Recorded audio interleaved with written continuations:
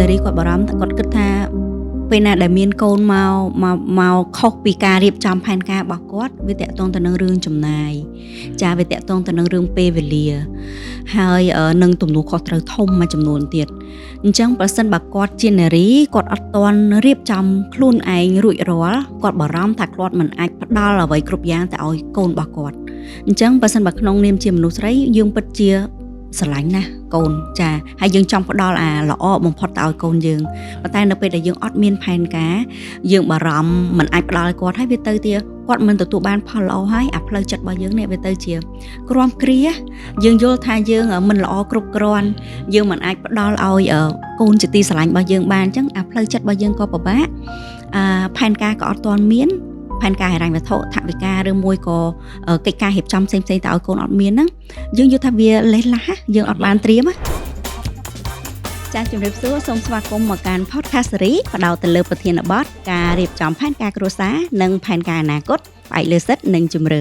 ចា៎ podcast series របស់យើងនេះគឺជាកម្មវិធីថ្មីមួយដែលយើងធ្វើឡើងចំនួន3ភាគហើយផ្ដោតទៅលើប្រធានបទខុសៗគ្នាចា៎ហើយលើសពីការជជែកពិភាក្សាផ្លាស់ប្ដូរគំនិតយោបល់ចំណេះដឹងនិងបទពិសោធន៍ជុំវិញប្រធានបទរបស់យើងក៏នឹងលើកយកនៅសេណារីយ៉ូពិតជាក់ស្ដែង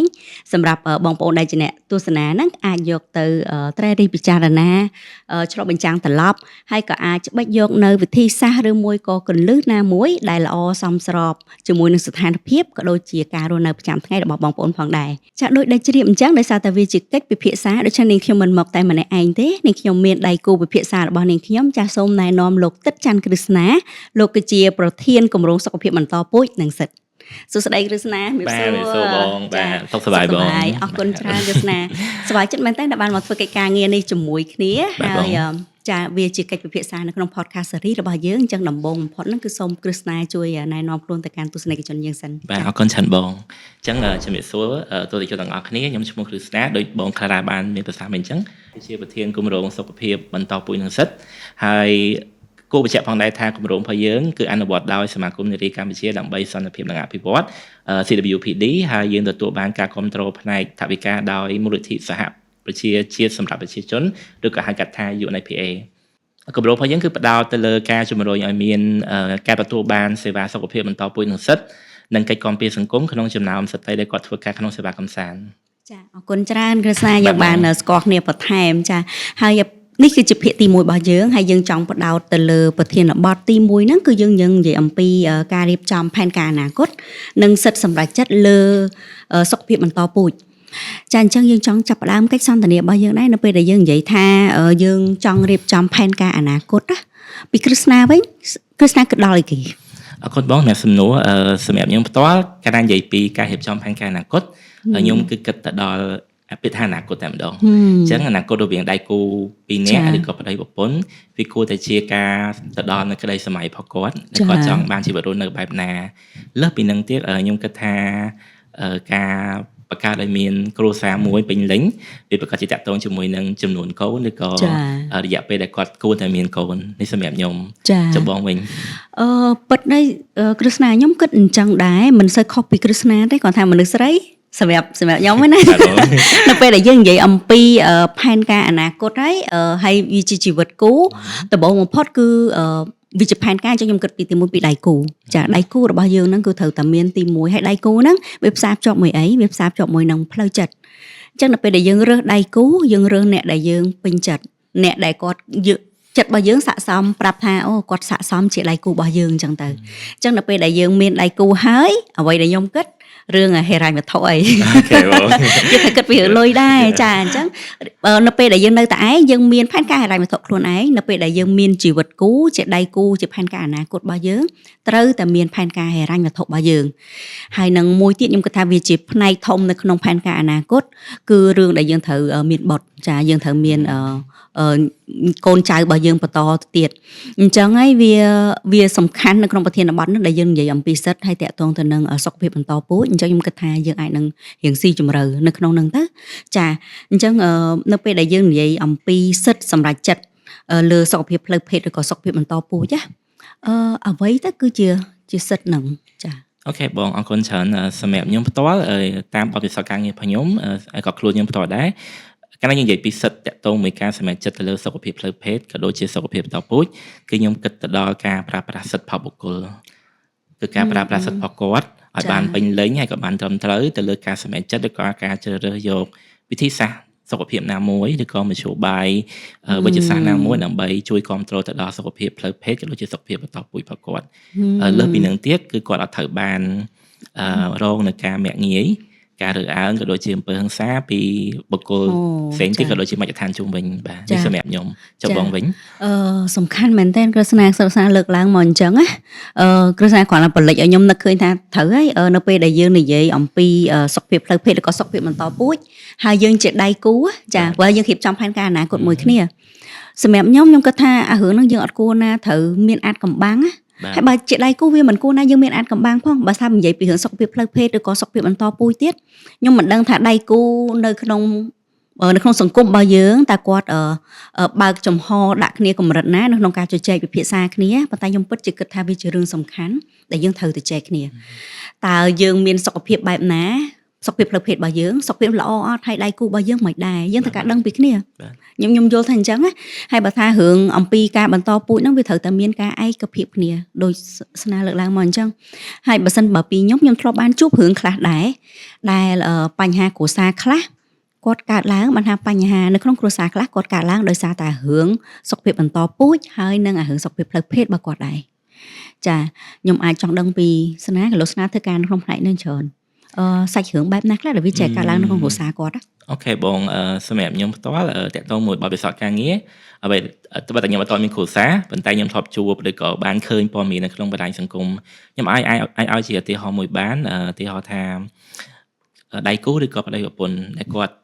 បំរុងនឹងប្រើប្រាស់មធ្យោបាយវិទ្យាកណាត់ណាមួយចឹងយើងបានចែកគ្នាពីដើមអញ្ចឹងសិទ្ធិក្នុងការសម្រេចចិត្តប្រហែលជាភាគច្រើនទំនោរទៅកាន់ខាងស្វាមីឬក៏ខាងដៃគូបដដែលគាត់សម្រេចចិត្តឬក៏គាត់អញ្ចឹងបានថាគាត់សម្រេចថាស្ត្រីគួរតែប្រើមធ្យោបាយមួយណាប៉ុន្តែត្រឡប់មកកម្មវិធីរបស់យើងវិញតើស្ត្រីខ្លួនឯងផ្ទាល់ដូចបងបានដឹងថាមធ្យោបាយវិទ្យាកណាទំនើបជាច្រើនសុទ្ធតែប្រើប្រាស់ទៅលើស្ត្រីឬក៏ស្ត្រីដែលគាត់ប្រើប្រាស់អញ្ចឹងតើគាត់បានប្រើប្រាស់សិទ្ធិរបស់គាត់ពេញលេញឬអត់ក្នុងការសម្រេចចិត្តថាគាត់គួរតែប្រើមធ្យោបាយមួយណាឬក៏ដូចបងបានមានប្រសាសន៍ពីមុនថាគាត់បានពិភាក្សាគ្នាឬក៏ជជែកគ្នាអត់មុននឹងគាត់ប្រើប្រាស់មធ្យោបាយមួយណាអញ្ចឹងដូចដែលយើងបានដឹងឬក៏លើពីព័ត៌មានក៏ដូចជាទស្សនវិជ្ជាសង្គមជាក់ស្ដែងយើងក៏អាចឃើញពីជ្រុងមួយនៃការប្រកែកគ្នាក៏ដូចជាជជែកវែកញែកឬក៏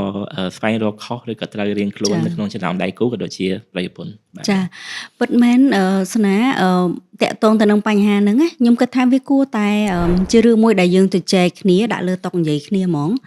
បើសិនបើពីការយល់ឃើញរបស់ខ្ញុំគិតថារឿងហ្នឹងសំខាន់ណាចាហើយតាក់ទងទៅនឹងបញ្ហារឿងពជាកំណើតមួយចោះចាឧទាហរណ៍ថាឥឡូវយើងប្តីប្រពន្ធហើយយើងអត់ទាន់ចង់មានបុត្រទេអញ្ចឹងជំរើសនៅក្នុងការប្រើវិធីនៅក្នុងការពជាកំណើតនារីគាត់មានបានន័យថាក្តីកង្វល់ច្រើនណាបើសិនបើខ្ញុំជាស្ត្រីក៏ខ្ញុំកង្វល់ដែរពេលខ្លះយើងប្រើថ្នាំយើងខ្លាចប៉ះពាល់រឿងអរម៉ូនយើងមិនមែនជាគ្រូពេទ្យទេជួនកាលយើងសុំយោបល់ពីគ្រូពេទ្យហើយគាត់ផ្ដល់មកហើយយើងមិនតទៅទុកចិត្ត 100% ហើយជួនកាលខ្លួននឹងវាអត់អញ្ចឹងទៅអីចឹងណាចុះពេលដែលប្រើប្រាស់ថ្នាំពជាកំណើតឬក៏យើងត្រូវដាក់កងឬក៏យើងត្រូវអីយើងយល់ថារូបរាងនារីគាត់បារម្ភផ្លាស់ប្ដូររូបរាងគាត់ចាសុខភាពគាត់អីចឹងទៅរឿងដាក់កងអីអញ្ចឹងហើយបានជានារីគាត់ថាអញ្ចឹងបរោះហេតុអីក៏គាត់មិនចូលរួមគាត់ជួយទៅទីថាប្រើប្រាស់ស្រោមអនាម័យអីចឹងប៉ុន្តែបញ្ហាគ្រួសារដែលយើងកាត់ឡើងហ្នឹងគាត់យល់ថាគាត់មិនមានភាពសនុកសុខស្រួលចានៅពេលដែលគាត់ប្រើប្រាស់ស្រោមអនាម័យអញ្ចឹងទៅនារីអ្នកដែលជាប្រពន្ធណាយើងចង់ផ្គប់ចិត្តប្តីយើងសុខចិត្តរ៉ាប់រងយើងសុខចិត្តទ្រាំទាំងប៉ុន្តែសម្រាប់ខ្ញុំយកគេថាអាការទ្រាំហ្នឹងពេលណាមួយវានឹងអស់ភាពទ្រាំបើសិនបើយើងអត់មានឯកភាពវាអាចទ្រាំបានតែមួយរយៈបន្ទាប់មកវាចិត្តតែមានបញ្ហាទើសនេះទើសនោះមិនសប្បាយចិត្តមិនចេះចឹងណាហើយគាត់បែរជាយល់ថាហេតុអីបានជាបញ្ហាទាំងអស់ហ្នឹងវានៅតែលើខ្លួនគាត់ហេតុអីបានជាប្តីមិនចូលរួមទទួលខុសត្រូវចឹងទៅចាអាហ្នឹងវាបញ្ហាដែលខ្ញុំធ្លាប់ជួបច្រើនដែរចាអាហ្នឹងតាក់ទងទៅនឹងរឿងតាសុខភាពផ្លូវភេទចោះហើយដល់ទៅពេលដែលរឿងតាក់ទងទៅនឹងសុខភាពបន្តពូជទៀតពេលខ្លះទៅប្រពន្ធចង់បានកូនហើយក៏ពេលខ្លះទៅប្តីថាមិនទាន់ចង់បានឬក៏ពេលខ្លះទៅប្តីថាចង់បានប៉ុន្តែប្រពន្ធគាត់អត់ទាន់ចង់បាទបងបញ្ហាហ្នឹងគ្រឹះស្នាធ្លាប់ជួបទេ ខ្ញុំសូមលើកចេញពីជ្រុងមួយបន្ថែមពីលើបងតិចវិញ ចា ដំណើរការមានបុត្រឬក៏ការមានកូនយើងតែងតែលើកពាក្យមួយថាយើងមានកូនតាមបំណងប្រាថ្នា ចា ហើយយើងបងធ្លាប់លើកដូចគ្នាហើយមួយទៀតយើងមានពាក្យមួយទៀតគឺការមានកូនដែលចៃដន្យ ចា ឬក៏យើងអត់ចង់បានអញ្ចឹងពីរហ្នឹងខុសគ្នាមិនសម្រាប់ខ្ញុំវាខុសគ្នាតែលទ្ធផលចុងក្រោយនៃពាក្យហ្នឹងគឺជាការមានកូនឬក៏មានបុត្រក៏ពិតមែនប៉ុន្តែបុព្វហេតុឬក៏ដើមហេតុនៃការចង់បានរបស់យើងគឺខុសគ្នាភាពចៃដន្យនៃការមានកូនគឺជាខ្ញុំអាចនិយាយបានថាវាជាការអត់បានត្រៀមខ្លួនរួចរាល់រវាងដៃគូក៏ដូចជាប្តីប្រពន្ធដែលធ្វើឲ្យគាត់អត់ទាន់រួចរាល់ក្នុងការទទួលយកបុត្រឬក៏កូនដែលគាត់បំរុងនឹងមាននៅថ្ងៃអនាគតវាខុសពីការមានកូនដែលយើងបានរៀបចំផែនការដោយបានលើកឡើងពីដើមអញ្ចឹងគឺការរៀបចំផែនការគ្រួសារក៏ដូចជាអនាគតវាជួយកំណត់ឲ្យដៃគូក៏ដូចជាប្តីប្រពន្ធគាត់បានគិតគូរទាំងរយៈពេលវែងនិងរយៈពេលខ្លីអំពីការទុកដាក់ឬក៏ការរៀបចំផែនការគ្រួសារប្រកបឲ្យបានត្រឹមត្រូវអញ្ចឹងត្រឡប់មកការសំណួរបងវិញខ្ញុំគិតថាការមានកូនដែលចៃដន្យឬក៏យើងបានព្រៀនទុកវាអាចនឹងប៉ះពាល់ទៅដល់ដៃគូពិសេសគឺស្ត្រី ចា សម្រាប់ខ្ញុំ ចា អញ្ចឹងផ្សារភ្ជាប់មួយសំណួរនេះខ្ញុំចង់បញ្ជាក់មួយបងតិចតើក្នុងនាមបងជាស្ត្រីបងគិតថាស្ត្រីម្នាក់ដែលគាត់មានកូនដែលចៃដន្យឬក៏អត់បានព្រៀងទុកតើវាអាចនឹងប៉ះពាល់អីដល់គាត់ដែរ ចាបើពីខ្ញុំនារីដែលគាត់អត់មានផែនការនៅក្នុងការបំរុងនឹងយកកូនណា បាទបង អ្វីដែលបារម្ភទី1គឺនារីគាត់បារម្ភគាត់គិតថាពេលណាដែលមានកូនមកខុសពីការរៀបចំផែនការរបស់គាត់វាតាក់ទងទៅនឹងរឿងចំណាយចាវាតាក់ទងទៅនឹងរឿងពេលវេលាហើយនឹងទំនួលខុសត្រូវធំមួយចំនួនទៀតអញ្ចឹងបើសិនបើគាត់ជានារីគាត់អត់ទាន់រៀបចំខ្លួនឯងរួចរាល់គាត់បារម្ភថាគាត់មិនអាចផ្ដល់អ្វីគ្រប់យ៉ាងទៅឲ្យកូនរបស់គាត់អញ្ចឹងបើសិនបើក្នុងនាមជាមនុស្សស្រីយើងពិតជាស្រឡាញ់ណាស់កូនចាហើយយើងចង់ផ្ដល់អាល្អបំផុតទៅឲ្យកូនយើងប៉ុន្តែនៅពេលដែលយើងអត់មានផែនការយើងបារម្ភមិនអាចផ្ដល់ឲ្យគាត់ហើយវាទៅទៀតគាត់មិនទទួលបានផលល្អហើយអាផ្លូវចិត្តរបស់យើងនេះវាទៅជាគ្រាំគ្រាយើងយល់ថាយើងមិនល្អគ្រប់គ្រាន់យើងមិនអាចផ្ដល់ឲ្យកូនជាទីស្រឡាញ់របស់យើងបានអញ្ចឹងអាផ្លូវចិត្តរបស់យើងក៏ពិបាកផែនការក៏អត់ទាន់មានផែនការហិរញ្ញវត្ថុថវិកាឬមួយក៏កិច្ចការរៀបចំផ្សេងៗទៅឲ្យកូនអត់មានហ្នឹងយើងយល់ថាវាលេះឡាស់យើងអត់បានត្រៀមតើអត់បានត្រៀមវាលេះឡាស់ហើយទៅពេលអញ្ចឹងទៅនៅពេលដែលធ្វើអីមួយអត់មានផែនការក៏ខ្ញុំជាមនុស្សផែនការធ្វើអីមួយអត់ផែនការខ្ញុំយល់ថាវាពិបាកនឹងឲ្យចង់ឲ្យល្អចាអញ្ចឹងវាជាទុកលំបាកមួយអញ្ចឹងទៅសម្រាប់នារីម្នាក់ដែលគាត់ជាអ្នកធ្វើការឬក៏គាត់ក៏ជាអ្នករកចំណូលដែរចាហើយនឹងមួយទៀតដែរតកតងទៅនឹងតំណែងតំណងប្តីប្រពន្ធពេលដែលយើងមានកូនវាជាការទទួលខុសត្រូវរួមចាអញ្ចឹងបើសិនបើការមានកូនដោយអត់បានមានផែនការអត់មានឯកភាពទាំងសងខាងយើងវាអាចកើតទៅជាបញ្ហាគ្រួសារមួយចំនួនចាអញ្ចឹងស្វាមីក៏គាត់យល់ថាយើងបន្ថែមបញ្ហាហើយខ្លួនឯងជានារីក៏យល់ថាយើងមានបន្ទុកអញ្ចឹងទៅអញ្ចឹងវាអាចនឹងជួបរឿងរ៉ាវជាច្រើនកើតឡើងនៅក្នុងនៅពេលដែលយើងចាប់ផ្ដើមមានសមាជិកម្នាក់ទៀតនៅក្នុងគ្រួសាររបស់យើង បងខ្ញុំមានសំណួរមួយចង់សួរទៅបងដែរក្នុងនាមបងជាភរិយាដែលមានស្វាមីហើយខ្ញុំចង់ដឹងពីនិយមន័យក៏ដូចជាការគិតរបស់បងទៅលើពាក្យថាដៃគូដែលមានទំនួលខុសត្រូវបងយល់ឃើញមិនដែរ អរគុណច្រើនគ្រឹស្ណាសម្រាប់ខ្ញុំគិតថាសំខាន់ខ្លាំងមែនតើបច្ចុប្បន្នឥឡូវសម័យកាលឥឡូវយើងមានដៃគូច្រើនអ្នកខ្លះគាត់អត់ទាន់រៀបការក៏ប៉ុន្តែគាត់ជាដៃគូរបស់គាត់ដែរយើងហៅថាគាត់ជាដៃគូអញ្ចឹងចាស់ជាសង្សារជាដៃគូរបស់គាត់អញ្ចឹងឬមួយក៏អ្នកខ្លះដល់ដំណាក់កាលស្វាមីភរិយាអញ្ចឹងខ្ញុំគិតថាដៃគូដែលមានទំនួលខុសត្រូវអញ្ចឹងទាំងខាងស្រីនិងខាងប្រុសឬមួយក៏អ្នកខ្លះគាត់ស្រឡាញ់គ្នាគាត់ខុសភេទគ្នាដូចខុសភេទគ្នាឬក៏ដូចភេទគ្នាក៏ដែរប៉ុន្តែដៃគូទាំងពីរយើងនិយាយពីដៃគូទាំងពីរចុះទាំងភាគីទាំងពីរអញ្ចឹងមានទំនួលខុសត្រូវដូចគ្នាចាអញ្ចឹងបើក្នុងនាមជានារីយើងមានទំនួលខុសត្រូវតាក់ទងទៅនឹងហិរញ្ញវត្ថុចាផែនការដែលយើងត្រូវរួមជាមួយគ្នាទាំងសុខភាពរបស់យើងហើយនឹងឧទាហរណ៍ចំនួនកូនដែលយើងចង់បានអញ្ចឹងទៅយើងត្រូវទទួលខុសត្រូវខាងមួយផ្នែកក្នុងការគិតគូរអីអញ្ចឹងប៉ុន្តែក្នុងនាមជាមនុស្សស្រីក៏យើងរំពឹងពីខាងស្វាមីចាពីខាងស្វាមីហ្នឹងឲ្យគាត់ចង់ជួយឲ្យគាត់ចូលរួមជាមួយយើងដែរយើងរំពឹងថាអ្វីដែលយើងផ្ដល់ទៅឲ្យគាត់ក៏នឹងផ្ដល់ឲ្យយើងត្រឡប់មកវិញដូចគ្នាឥឡូវឧទាហរណ៍ដូចថាខ្ញុំលើកតែអំពីចំណុចមួយដូចឧទាហរណ៍ថាយើងចង់ពជាកំណើតចោះអញ្ចឹងយើងពីរនាក់យើងទៅចែកនេះថាយើងអត់ទាន់ចង់បានកូនទេចាអញ្ចឹងនៅពេលដែលយើងអត់ទាន់ចង់បានកូនយើងគួរតែប្រើវិធីសាស្ត្រណាអញ្ចឹងយើងជជែកគ្នាវិធីសាស្ត្រណាខ្លះដែលវាល្អសម្រាប់នារី ហើយវាអត់ប៉ះពាល់វាស័ក្តិសមជាមួយនឹងខាងប្រពន្ធអញ្ចឹងទៅចាអញ្ចឹងយើងក៏ប្រផុសអាហ្នឹងទៅឲ្យគាត់អញ្ចឹងសម្រាប់ខ្ញុំផ្ទាល់ពួកយើងទៅចែកគ្នាហើយខ្ញុំពិតជាចង់កោតសរសើរស្វាមីមួយចំនួនគាត់អត់ចង់ឲ្យប្រពន្ធគាត់ពិបាកឯងហើយខ្ញុំគិតថាមិនមែនតែខ្ញុំឯងជួបនារីជាច្រើនទៀតក៏គាត់ជួបដែរគាត់យល់ថាបើសិនបើនារីគាត់ឲ្យគាត់លេបថ្នាំគាត់ចាក់ថ្នាំគាត់ដាក់កងអីគាត់បារម្ភពីសុខភាពប្រពន្ធគាត់ណាអាហ្នឹងវាគឺជាភាពអស្ចារ្យមួយដែលនារីបានទទួលបានពីស្វាមីដែលគាត់គិតគូរគាត់អត់ចង់ឲ្យប្រពន្ធគាត់ទទួលអាបញ្ហាអស់ហ្នឹងឬក៏ផលប៉ះពាល់ទាំងអស់ហ្នឹងឯងគាត់យល់ថាចុះបើសិនបើបង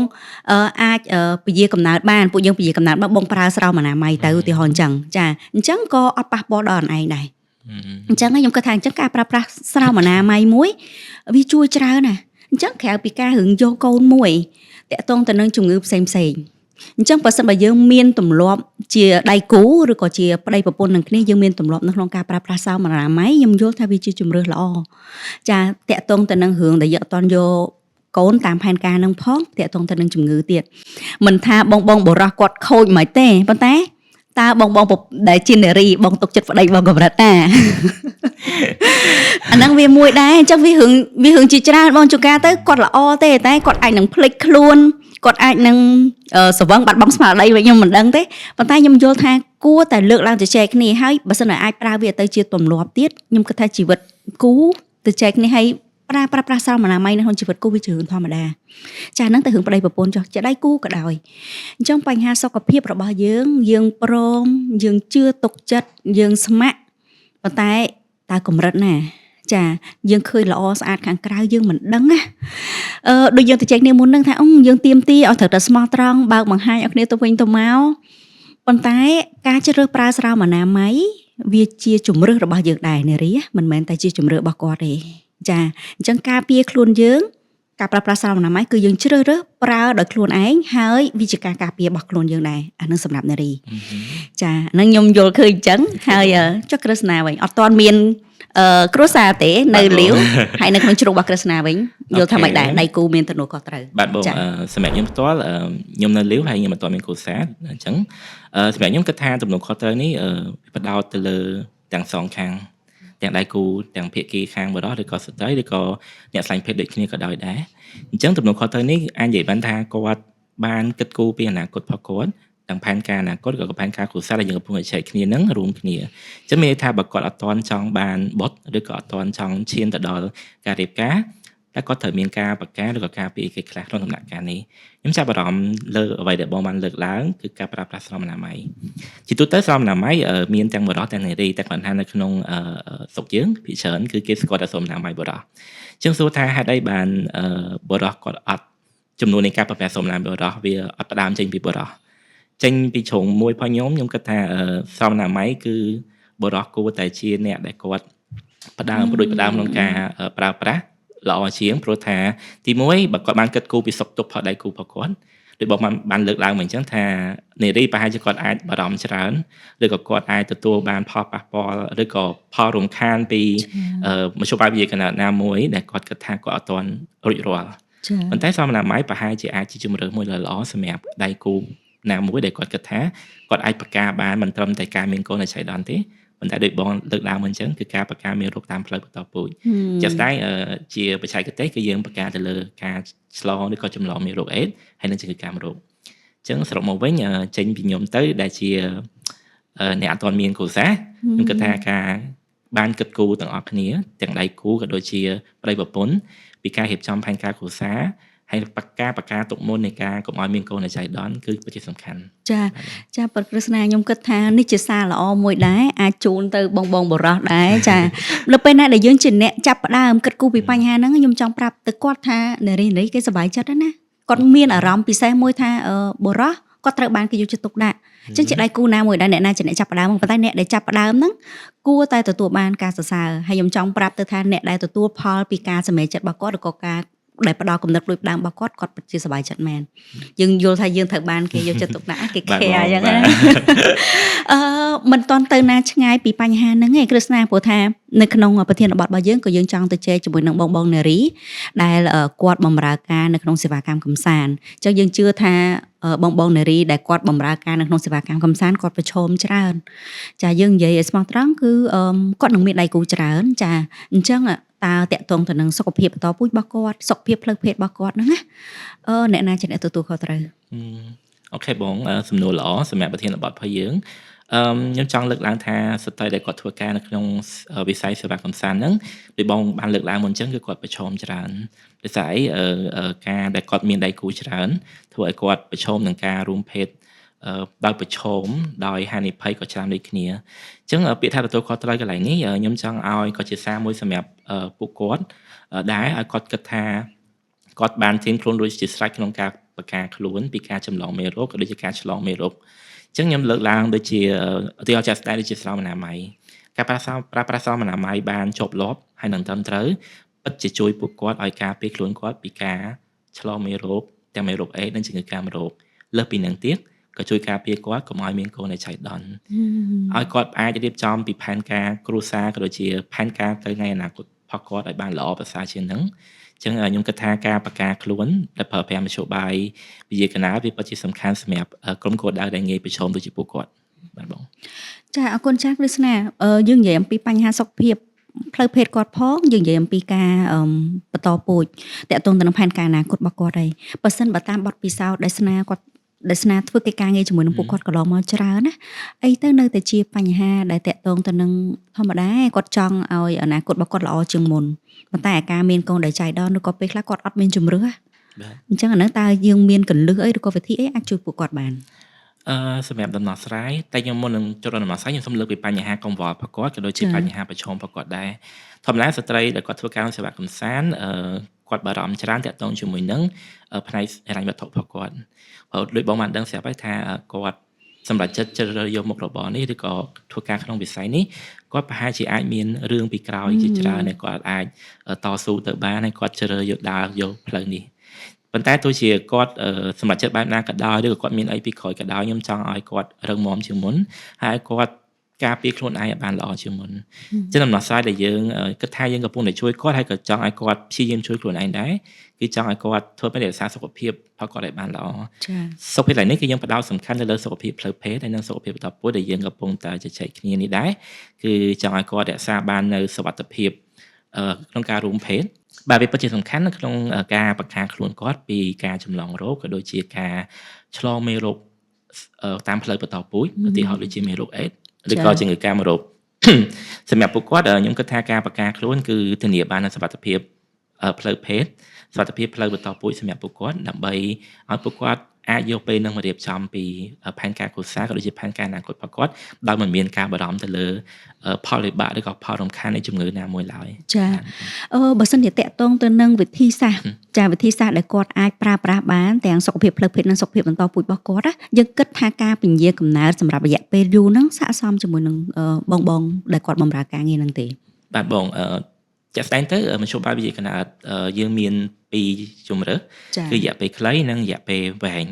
អញ្ចឹងធម្មតាពាក្យថាជម្រើសមានន័យថាយើងផ្ដល់នៅ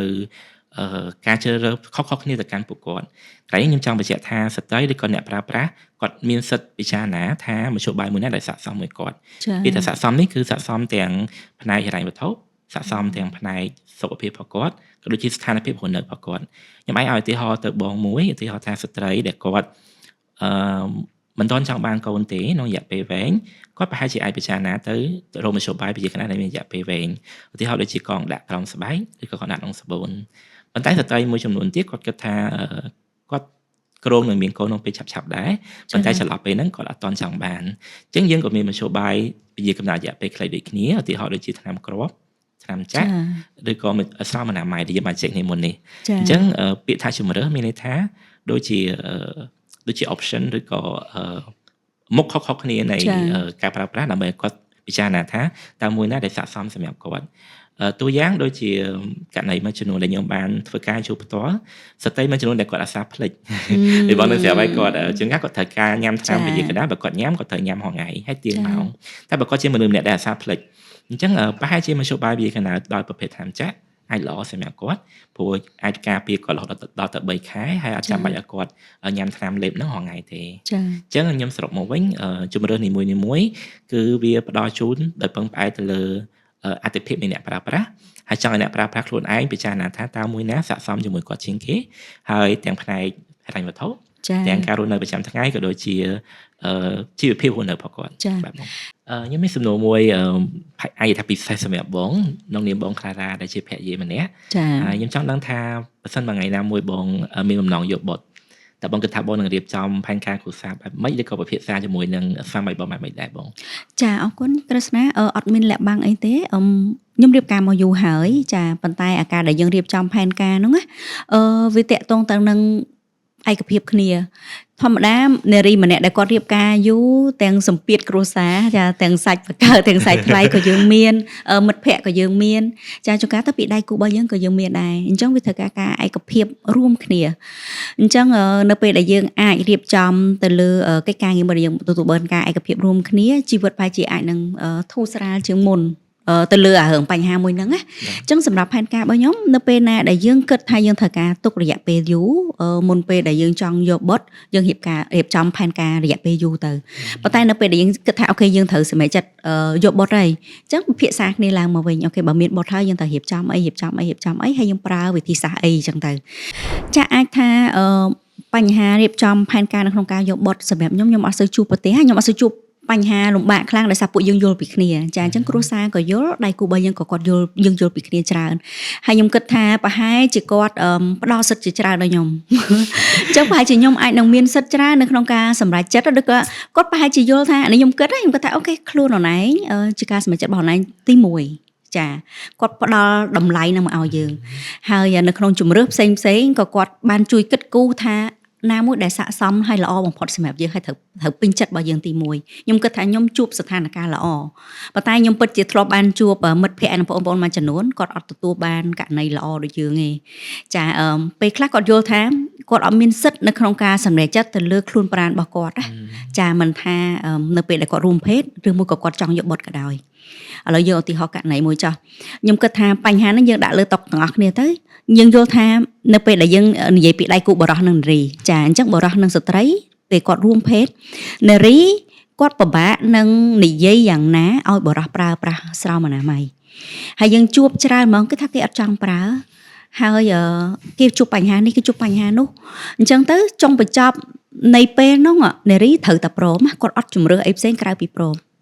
ចាអញ្ចឹងខ្ញុំក៏ធ្លាប់ជួបបញ្ហាហ្នឹងដែលគាត់សួរមកថាធ្វើម៉េចដើម្បីឲ្យដៃគូរបស់គាត់យល់ពីគាត់ហើយគាត់និយាយតាំងពីរឿងដំណេករបស់គាត់ចាស់តែរឿងអស់ហ្នឹងក៏ពេលខ្លះក៏បខំគាត់ដែរមិនបខំតែជំរឿសដែលប្រើប្រាស់ទេអានៅក្នុងសកម្មភាពមួយចំនួនក៏បខំគាត់ទៀតអាហ្នឹងវាជាបញ្ហាមួយដែរអញ្ចឹងបើយើងនិយាយចូលទៅទៀតទៅមុននឹងយើងបានទៅចែកពីបងស្ត្រីដែលគាត់បម្រើការងារនៅក្នុងសេវាកំសាន្តដែរគាត់រឹតតែប្រឈមជាងមិត្តភ័ក្តិឬក៏បងប្អូនខ្ញុំទៀតមុននឹងចូលនឹងអាចសួរពីរឿងដែលគ្រឹស្ណាធ្លាប់ជួបព្រោះថាគ្រឹស្ណាបម្រើការនៅក្នុងកិច្ចការងារនឹងច្រើនហើយជាមួយនឹងបងអញ្ចឹងច្រើនបញ្ហាបែបណាខ្លះទៅដែលពិបាកនៅក្នុងការដោះស្រាយមែនតើអូខេបងអរគុណសម្រាប់សំណួរចេញពីខ្ញុំទៅខ្ញុំគិតថាទី1គឺជាកត្តាចំណេះដឹងរបស់គាត់ចម្បងវិធីសាស្ត្រឬក៏បែបបទនៅក្នុងការគាត់បញ្ចុះដៃគូឬក៏អតិថិជនរបស់គាត់ដើម្បីឲ្យងាកមកប្រើស្រោមអនាម័យឬក៏វិធីបង្ការសុខភាពណាមួយអញ្ចឹងអាចនិយាយទៅខ្លីថាជាតិចនិចឬក៏ជាវិធីសាស្ត្ររបស់គាត់ផ្ទាល់ក្នុងការបញ្ចុះឬក៏បញ្យល់ទៅកាន់ដៃគូគាត់វាពិតជាសំខាន់នៅពេលដែលគាត់មានចំណេះដឹងណាមួយសមរម្យឬក៏សមល្មមក្នុងការជជែកមួយដៃគូគាត់បានវាកាន់តែជំរុញឲ្យការប្រើប្រាស់ស្រោមអនាម័យហ្នឹងវាកាន់តែមានកម្រិតខ្ពស់ជាងមុនទៅទៀតនឹងមួយទី2ខ្ញុំគិតថាការចេញមកពីបញ្ហាប្រឈមវាអាចកើតមកពីបរិយាកាសជុំវិញឬក៏ស្ថានភាពខ្ញុំឧទាហរណ៍ប្រាប់បងវិញថាយើងដឹងថាស្ត្រីធ្វើការនៅសេវាកំសាន្តគាត់ប្រហែលជាញ៉ាំគ្រឿងស្រវឹងច្រើនឬក៏តេជជនរបស់គាត់ហ្នឹងក៏ជាអ្នកញ៉ាំគ្រឿងស្រវឹងច្រើនដែរអញ្ចឹងស្ថានភាពស្រវឹងអញ្ចឹងយើងសម័យមើលការចរចាមួយដែលយើងធ្វើឡើងនៅក្នុងស្ថានភាពស្រវឹងអញ្ចឹងតើលទ្ធផលយើងទទួលបានហ្នឹងវាច្រើនឬក៏តិចកម្រិតណានឹងមួយទី2ដែលបងបានលើកពីមុនមកដែរថា ការប្រកបប្រខំពីដៃគូដែលគាត់អាចនឹងមានកម្លាំងកាយ អូ ច្រើន ចា ខ្លាំង ពិតៗ ជាងឬក៏គាត់មានអធិភាពទៅលើការសម្រេចចិត្តណាមួយជាងស្ត្រីរបស់យើងអញ្ចឹងវាក៏ជាក់ទៅពលក្នុងការបញ្ចុះបញ្ចូលរបស់គាត់អញនិយាយបានថាត្បិតតែការវិធីសាស្ត្រក្នុងការផ្ដល់ជាការបញ្ចុះបញ្ចូលឬក៏ការសាកសុំនឹងការប្រើប្រាស់សមអនាម័យវាជោគជ័យឬក៏កម្រិតល្អប៉ុណ្ណាក៏ដោយប៉ុន្តែបើដៃគូម្ខាងទៀតឬក៏ភាគីម្ខាងទៀតគាត់ដាក់កំហិតឬក៏គាត់ដាក់សម្ពាធមកលើស្ត្រីរបស់យើងក៏គាត់អាចឈានទៅដល់ការព្រមព្រៀងទាំងសងខាងបានដែរ ចា ចេញពីខ្ញុំទៅប្រហែលជាអ្នកទាំងអស់គ្នាអត់ទាន់បានឬក៏ដឹងនៅមានកម្រិតអំពីការប្រជុំរបស់ពួកគាត់តែប៉ុន្តែពួកគាត់ប្រឈមខ្លាំងមិនត្រឹមតែផ្នែករាងកាយទេផ្នែកផ្លូវចិត្តរបស់បងបានដឹងអញ្ចឹងដោយខ្ញុំគ្រប់គ្រងអ្វីដែលបងបានលើកឡើងមុនហ្នឹងកាលណាគាត់ព្រមធ្វើរឿងអីមួយដែលគាត់អត់ពេញចិត្តជាផ្លូវចិត្តគាត់ក៏វាអត់សប្បាយចិត្តដែរអញ្ចឹងទន្ទឹមនឹងពេលហ្នឹងគាត់ប្រឈមមុខទាំងហានិភ័យនៃការចម្លងជំងឺហើយទី2ទៀតគឺសុខភាពផ្លូវចិត្តរបស់គាត់ក៏ល្អដែរ ចា បាទបង ចាពិតពិតមែនតើគ្រឹស្ណាខ្ញុំគិតថាបងស្ត្រីដែលគាត់នៅក្នុងសេវាកំសាន្តណាគាត់គឺជាក្រុមមនុស្សម្នាក់ដែលទទួលអាផលអវិជ្ជមាននឹងខ្លាំងណាបានន័យថាសិទ្ធិសម្រេចចិត្តគាត់តិចរងការវាយប្រហារឬមួយក៏គៀបសង្កត់នឹងក៏ច្រើនហើយពេលខ្លះទៀតទៅគាត់អត់មានជំរឿអាភាពដែលអត់មានជំរឿនឹងពិបាកដោយគ្រឹស្ណាថាអញ្ចឹងអាផ្លូវចិត្តក៏ពិបាកអាផ្លូវកាយក៏ពិបាកអញ្ចឹងទៅខ្ញុំចង់ប្រាប់ទៅគាត់វិញដែរថាពេលខ្លះមិនមែនមកពីបងទេមិនមែនមកពីបងស្ត្រីទេចាមិនមែនមកពីបងទេខ្ញុំយល់ថាគេធ្វើគេប្រមាថមកយើងរាប់ថាវិជាការប្រមាថមួយចុះព្រោះថាគេបង្ខំចិត្តយើងគេប្រមាថមកយើងឬក៏គេដាក់សម្ពាធមកយើងគេបង្ខំមកយើងខ្ញុំយល់ថាមកពីបុគ្គលដែលធ្វើទាំងអស់រឿងនឹងដាក់យើងគាត់អត់មាននិយាយពីរឿងធ្ងន់ចុះគាត់អត់មានអាភាពជាមនុស្សបានន័យថាគាត់អត់ស្គាល់ពីតម្លៃនៅពេលដែលគាត់បង្ខំឲ្យគេធ្វើអីមួយហើយគេមិនព្រមគឺគាត់អត់មានការគោរពចំពោះគេឯងធម្មតាយើងគិតសាមញ្ញបើសិនបើគេគោរពយើងគេអត់ហ៊ានធ្វើដាក់យើងទេដោយសារតែបុគ្គលម្នាក់ហ្នឹងមិនបានផ្ដល់ការគោរពមកយើងនឹងឯងបានគេហ៊ានប្រមាថយើងអញ្ចឹងគេហ៊ានធ្វើដាក់យើងអញ្ចឹងខ្ញុំពិតជាចង់ចោតប្រកាន់មិនថាជាដៃគូក៏ដោយជាអតិថិជនក៏ដោយជាអីក៏ដោយនៅពេលដែលយើងធ្វើអ្វីមួយទាំងភាគីមួយទៀតមិនព្រមវាស្មើទៅនឹងការប្រមាថហើយយើងប្រមាថគេហើយសម្រាប់ខ្លួនយើងវិញយើងគឺជាបុគ្គលម្នាក់ដែលគេហៅថាម៉េចវាខ្វះភាពជាមនុស្សយើងអត់គោរពគេផងហើយយើងគិតថាយើងធ្វើចឹងយើងបង្ហាញថាភាពរបស់យើងខ្លាំងយើងមានសិទ្ធិច្រើនជាងអ្នកណាជាអ្នកឲ្យសិទ្ធិច្រើនជាងហ្នឹងខ្ញុំនិយាយបើកវងកញ្ចក់ឯងបរិះខ្លះគាត់ថាគាត់ចាយលុយគាត់ចាយទៅលើសេវាកម្មកំសាន្តអញ្ចឹងគាត់គិតថាគាត់មានសិទ្ធិដោយសារខ្ញុំចាយលុយប៉ុន្តែចង់ឲ្យគាត់ដឹងថាអាលុយរបស់គាត់ហ្នឹងនារីគាត់បានផ្ដល់ការកំសាន្តទៅស្មើនឹងទឹកលុយហេតុអីបានជាមកគៀបសង្កត់លើរាងកាយឬមួយក៏ផ្លូវចិត្តគាត់ទៀតអញ្ចឹងគាត់ណាគំនិតមិនដើម្បីពិចារណាទេខ្ញុំយល់ថាគោលដៅចម្បងគឺអ្នកដែលត្រូវផ្ដល់ហ្នឹងចាអញ្ចឹងតើគាត់មានចំណេះដឹងហើយមានអាភាពជាមនុស្សហ្នឹងដែរអាគុណធម៌ហ្នឹងដែរបានថាកាលណាតែយើងធ្វើអីមួយដាក់អ្នកដទៃហើយគេមិនព្រមបានថាយើងរំលោភសិទ្ធិគេហើយយើងប្រមាថគេហើយសម្រាប់បងនារីដែលគាត់មិនមានជំរឿច្រើនខ្ញុំពិតជាគ្រប់គ្រងថាយើងទៅរកប្រភពដែលយើងអាចផ្ដល់ចំណេះដឹងមិនថាជាសិទ្ធិមិនថាជាចំណេះដឹងទាំងសុខភាពទាំងផ្លូវចិត្តរបស់យើងហើយខ្ញុំជឿថាអ្នកដែលគេជំនាញដូចខាងគ្រឹស្ណាធ្វើកិច្ចការងារអញ្ចឹងគេអាចនឹងមានវិធីសាស្ត្រល្អៗទៅឲ្យគាត់ច្រើនឲ្យគាត់មានទុននៅក្នុងខ្លួនណាវិធីសាស្ត្រចរចាវិធីសាស្ត្រទៅចែកជាមួយឬមួយក៏សិទ្ធិមួយចំនួនដែលគាត់យល់ថាគាត់គួរតែទទួលបានអូខេអរគុណច្រើនគ្រឹស្ណាយើងរៀងបធូរមកវិញបន្តិចមុននឹងវារៀងតឹងតែងតឹងតែអរគុណច្រើនគ្រឹស្ណាមានមួយទៀតដែលខ្ញុំចង់សួរពីគ្រឹស្ណាដែរនៅក្នុងករណីខ្លះមុននឹងយើងនិយាយអំពីការពជាកំណើតអីច្រើនដែរប៉ុន្តែករណីខ្លះគាត់អាចនឹងមានផ្ទៃពោះនារីម្នាក់ចាគាត់អាចនឹងមានផ្ទៃពោះដោយមិនបានគ្រោងទុកអញ្ចឹងចង់ដឹងថាតើប៉ះសិនបើនារីម្នាក់គាត់មានកូនដែលអត់បានគ្រោងទុកអញ្ចឹងមានផ្ទៃពោះអញ្ចឹងតើគាត់អាចនឹងមានសិទ្ធិនៅក្នុងការសិទ្ធិអីខ្លះដើម្បីធ្វើការរំលូតកូនដោយសុវត្ថិភាពហើយស្របច្បាប់អូខេបងសំណួរនេះល្អហើយក៏ប្រហែលជាអាចអសើបដែរនៅក្នុងបរិបទមួយចំនួនតែខ្ញុំសូមជូនទៅវិញក្នុងនាមខ្ញុំជាបច្ចេកទេសក៏ដូចជាយើងបានធ្វើការជាមួយនឹងស្ត្រីដែលគាត់ប្រឈមនឹងរឿងអស់នឹងជាច្រើនទីមួយស្ត្រីគាត់មានសិទ្ធិគ្រប់គ្រាន់លើរាងកាយប្រកបដោយបងលើកឡើងពីមុនអញ្ចឹងតកតងជាមួយនឹងការមានកូនដោយចៃដន្យហើយគាត់មិនមានបំណងក្នុងការទុកកូននឹងទេក្នុងប្រទេសកម្ពុជាយើងគឺយើងមានច្បាប់រំលោភដោយសុវត្ថិភាពហើយនិងស្របច្បាប់អញ្ចឹងស្ត្រីគាត់មានសិទ្ធិសម្រេចនៅក្នុងការមិនថាចង់ទុកឬក៏មិនចង់ទុកកូននឹងប៉ុន្តែវាតកតងជាមួយនឹងអាយុរបស់គាត់នឹងដែរអញ្ចឹងខ្ញុំសូមមិនលំអិតនៅក្នុងទីនេះទេប៉ុន្តែខ្ញុំចង់ជូនសារទៅវិញថាក្នុងករណីដែលគាត់ស្ត្រីខ្លួនឯងដែលគាត់គិតថាគាត់ចង់រត់ស្វែងរកសេវារំលោភដែលមានសុវត្ថិភាពហើយស្របច្បាប់ ទី1គឺគាត់គួរតែស្វែងរកនៅសេវាណាដែលមានគ្រូពេទ្យជំនាញមានអ្នកជំនាញច្បាស់លាស់ហើយទី2គឺអង្គភាពឬក៏កន្លែងផ្ដល់សេវាហ្នឹងគឺស្របច្បាប់មានន័យថាទទួលស្គាល់ដោយក្រសួងសុខាភិបាលហើយគាត់ត្រូវច្បាស់ក្នុងខ្លួនឯងថាគាត់បានទៀងផ្ទាត់ក៏ដូចជាទទួលបានការណែនាំពីគ្រូពេទ្យហ្នឹងច្បាស់លាស់ពីដំណាក់កាលក៏ដូចជាបែបបទនៅក្នុងការរំលោភហ្នឹងបានច្បាស់លាស់ខ្ញុំសូមបញ្ជាក់ឡើងវិញថាសិទ្ធិសម្រាប់ចិត្តចុងក្រោយគឺនៅលើស្ត្រីឬក៏នារីខ្លួនឯងចា៎ហើយមួយវិញទៀតបើសិនបើគាត់មានដៃគូឬក៏ស្វាមីគាត់ក៏អាចពិភាក្សាករណីនេះជាមួយនឹងដៃគូរបស់គាត់ដែរដើម្បីឲ្យធានាបាននូវសុវត្ថិភាពពីសុវត្ថិភាពនេះគឺខ្ញុំផ្ដោតទៅលើមិនតែរាងកាយខ្ញុំចង់ផ្ដោតទៅលើសុវត្ថិភាពឬក៏សុខសមត្ថភាពផ្លូវចិត្តរបស់គាត់ក៏ដូចជាផ្នែកអារម្មណ៍របស់គាត់ដោយបងបានដឹងហើយថាបើសិនមកនារីគាត់បាត់បង់បុត្រឬក៏កូនក៏គាត់មានអារម្មណ៍មួយថាសោកស្ដាយដែរចំណុចលក្ខណៈណាក៏ដោយខ្ញុំចង់ឲ្យគាត់ធានាបានទាំងសុខភាពផ្លូវកាយហើយនឹងអារម្មណ៍មួយដែលសុខភាពទាំងផ្លូវចិត្តរបស់គាត់ដែរបងចាអរគុណច្រើនក្រស្នាខ្ញុំគិតថាអានេះវាអាចនឹងយើងអាចលើកវាទៅជាប្រធានបទមួយទៀតដើម្បីយើងទៅចែកគ្នាព្រោះថាពាក្យដែលក្រស្នាលើកឡើងមកវិញសំខាន់មែនតើគឺតកតងទៅនឹងខ្លួនប្រាណរបស់យើងសិទ្ធិរបស់យើងហើយដែលបានជានារីគាត់មិនទាន់ធ្វើការសម្រេចចិត្តចាអញ្ចឹងហើយប្រហែលជាអាចនឹងជួបយើងនៅភាគក្រោយទៀតយើងនៅទៅចែកលម្អិតពីបញ្ហាហ្នឹងទៀតអញ្ចឹងអាចទៅចុងមកដល់សំណួរចុងបញ្ចប់នៃភាគទី1របស់យើងទៅចាយើងពិតជាចង់បដោតទៅលើបងស្ត្រីដែលគាត់បម្រើកិច្ចការងារទៅលើសេវាកម្មកំសាន្តអញ្ចឹងយើងចង់ដឹងដែរថាតើបច្ចុប្បន្នបើសិនបើបងស្ត្រីគាត់ចង់រៀបចំផែនការអនាគតតាក់ទងទៅនឹងការសន្សំប្រាក់តាក់ទងទៅនឹងការវិនិយោគទៅលើការអប់រំផ្សេងៗណាអញ្ចឹងតើគាត់គួរតែរៀបចំផែនការបែបណាអូខេបងអរគុណសម្រាប់សំណួរនេះខ្ញុំគិតថាល្អហើយក៏ដូចជាសារមួយផ្ញើទៅកាន់ពួកគាត់ដែរ